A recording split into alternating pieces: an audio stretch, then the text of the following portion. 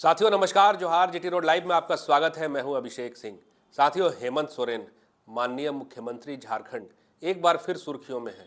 सुर्खियों में तो वो लगातार रहे हैं।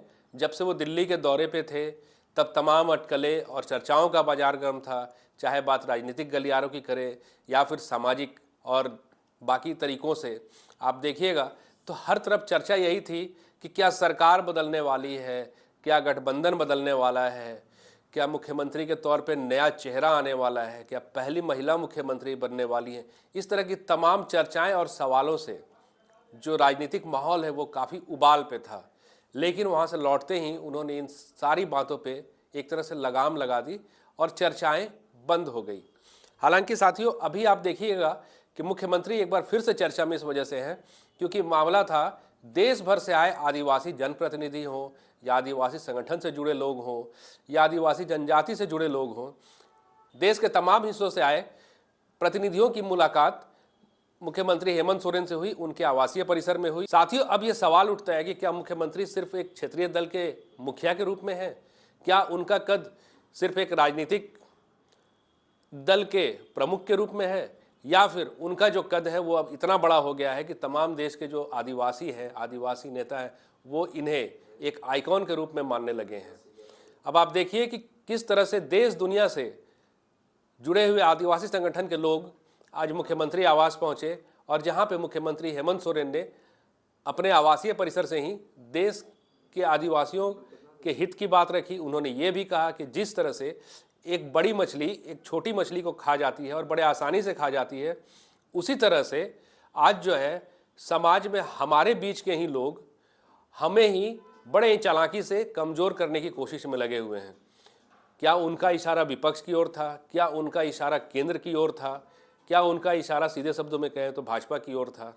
साथियों, हम चाहेंगे कि एक बार आप इस वीडियो को जरूर सुनिए और आप समझिए कि मुख्यमंत्री ने कहा क्या है। आज बतौर मुख्यमंत्री के रूप में मैं आपके समक्ष हूँ। कितने झंझावातों, कितने चुनौतियों के बाद आज हम इस जगह पर है। और ऐसा नहीं है कि ये बहुत हमारे लिए सुकून वाली जगह है। हम लोग जैसे जैसे और आगे जाएंगे, चुनौतियां हमारे लिए और भी बढ़ेंगी, क्योंकि ये व्यवस्था ही ऐसा है। समंदर में, नदी तालाब में आप देखते हो कि बड़ी मछली छोटी मछली को खाता है। तो सामाजिक व्यवस्था में भी बड़ा समाज छोटा समाज को वो अपने अंदर उसको समाहित कर लेता है। तो हमें हर और स्वाभाविक है, उसको ज़्यादा आसान होता है बड़ी मछली को छोटी मछली खाने में, और छोटा मछली बड़ा मछली को तो नहीं खा पाएगा, वो तो अव्यवहारिक है। हाँ, समूह के रूप में अगर हम बड़ा हो जाएं तो हम सुरक्षित जरूर रह सकते हैं। ऐसी स्थिति उत्पन्न हुई है जहां हम हमारी परंपरा, संस्कृति, सभ्यता सभी जगह से हमें खदेड़ा जा रहा है। जल, जंगल, जमीन, यही परंपरा, यही संस्कृति और इसी के साथ जीने मरने वाला समाज। भगवान बिरसा मुंडा से लेके इस राज्य में अगर हम दिसोम गुरु शिबू सोरेन जी की बात बोले, अनगिनत ऐसे लोग रहे, या तो उस आंदोलन और उस संघर्ष में उनकी जानें चली गई, चाहे वो जेल में उनको मरना पड़ा हो या फांसी में चढ़ना पड़ा हो या पुलिस की गोलियों से मरना पड़ा हो, या गुरुजी जैसे ऐसे व्यक्ति जो संघर्ष करते करते उम्र के उस पड़ाव में आ गए कि अब शरीर भी उनको साथ ना दे। हाँ, ये जरूर है कि ऐसे ऐसे जगहों पर एक संघर्ष का जो दौर है वो टूटता नहीं है। कि आज के वर्तमान जो लड़ाई है, कहा जाए कि एक ऐसे व्यवस्था से लड़ाई है जो हमारे इर्द गिर्द में ही खड़ा रहता है और उसी के साथ हमारा संघर्ष चलता है। आज उसको संघर्ष को लड़ने का एक काबिलियत बनाया। हमको लगता है पहाड़ी इलाका को छोड़ करके, हमारे नॉर्थ ईस्ट के राज्यों को छोड़कर किसी राज्य में आदिवासी मुख्यमंत्री के रूप में कभी भी किसी भी जगह पर नहीं देखा गया। जब पहली बार झारखंड में एक आदिवासी मुख्यमंत्री बना तो छत्तीसगढ़ में भी आदिवासी मुख्यमंत्री बना, उड़ीसा में मुख्यमंत्री बना। वो बना नहीं, एक डमी के रूप में, उसके पीछे 2 AK-47 भी लगा के खड़ा रखा है डिप्टी CM के रूप में। चौधरी जी ने एक बेड़ा उठाया है।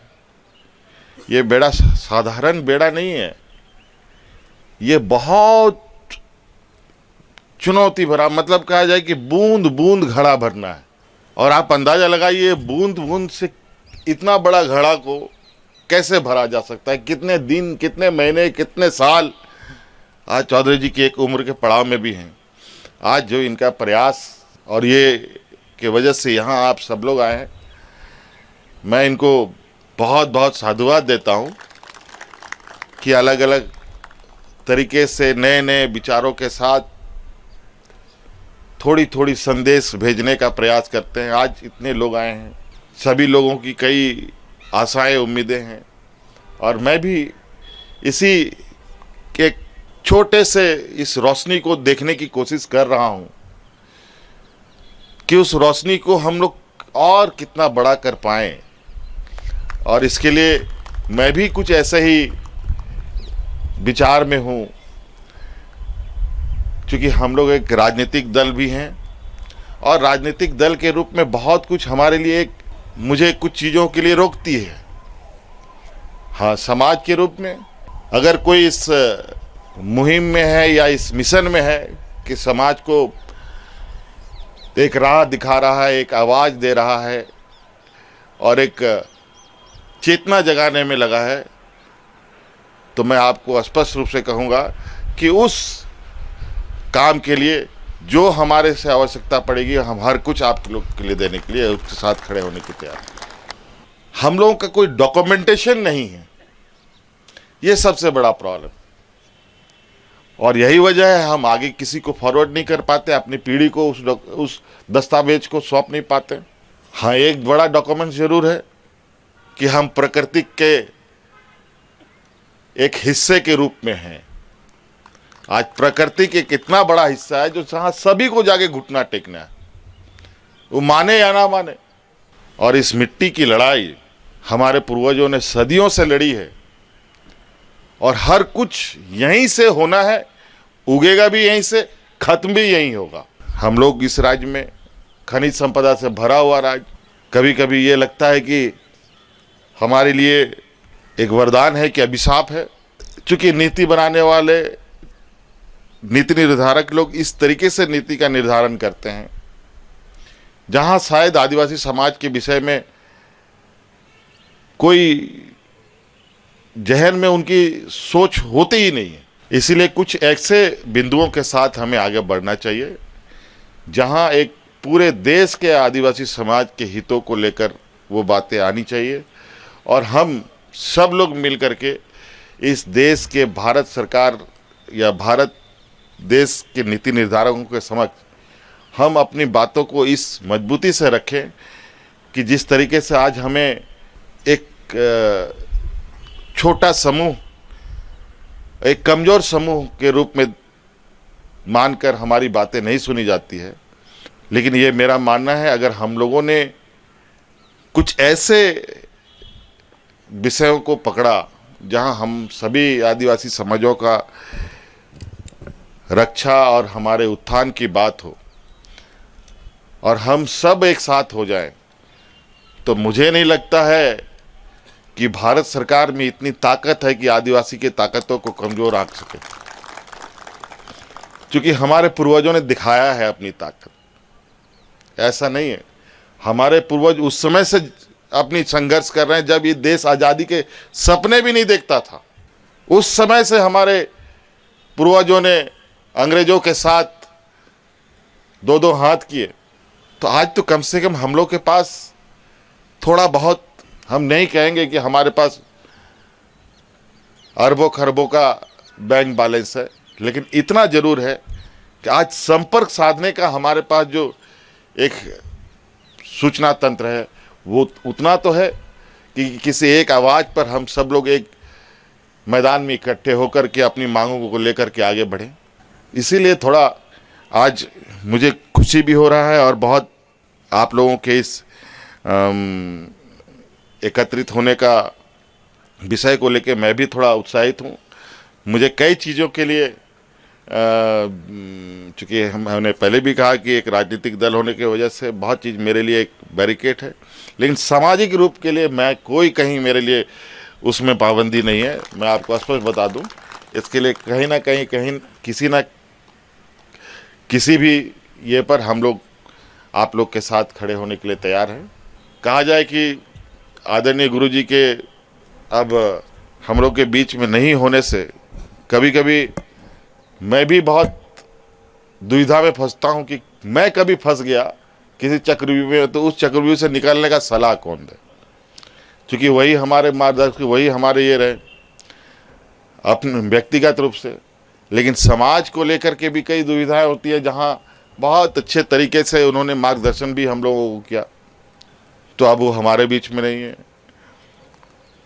लेकिन आज चौधरी जी को देख करके ऐसा प्रतीत होता है नहीं, समाज में कोने कोने में लोग जन्म लेते हैं और ज़रूर ये बैठक सफल बैठक के साथ यहाँ से जाएगा और हम लोग बहुत जल्द कुछ ऐसे और गतिविधि हम लोग करने का प्रयास करेंगे जहाँ एक अब थोड़ा चीज़ों को लेकर जहाँ जहाँ जिस स्तर पे लोग हैं उन लोगों को भी हम लोग रिक्वेस्ट करेंगे। बहुत आदिवासी बुद्धिजीवी सब लोगों के भी कई सारी संगठन इधर उधर काम करती है, उनको भी एक प्लेटफॉर्म पे लाने का प्रयास किया जाएगा ताकि हम लोग अलग अलग माध्यमों से जो पार्टी लाइन से अलग हट करके, बहुत सारे लोगों को मैं देखता हूँ कि कई ऐसी गतिविधियाँ करते हैं जो पार्टी लाइन से अलग है, जो सामाजिक है, उनमें सब समाहित होते हैं, सब सम्मिलित होते हैं।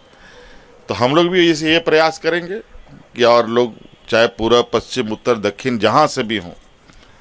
तो इन्हीं बातों के साथ आप सब लोगों का बहुत बहुत आभार यहाँ पर आने के लिए और आशा उम्मीद करते हैं कि हम लोग बहुत जल्द फिर पूरा एक नए विचार नए ये के साथ लोग अपने समाज को और आगे बढ़ाने का प्रयास करेंगे।